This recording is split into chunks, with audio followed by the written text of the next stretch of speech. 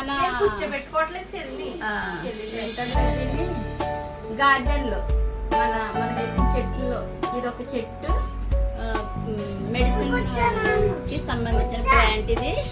ఇది నేరేడు పండు అండి, తెల్ల నేరేడు పండు. ఇది వైట్ నేరేడు. ఇది చాలా మంచిది హెల్త్ కి, కొన్ని వ్యాధులకి చాలా మంచిది. అయితే ఇది రెండవ ఫలంగా ఫలించింది. ఒక ఫలం ఫలించేసింది, అయిపోయింది. ఇది రెండవ ఫలం అండి.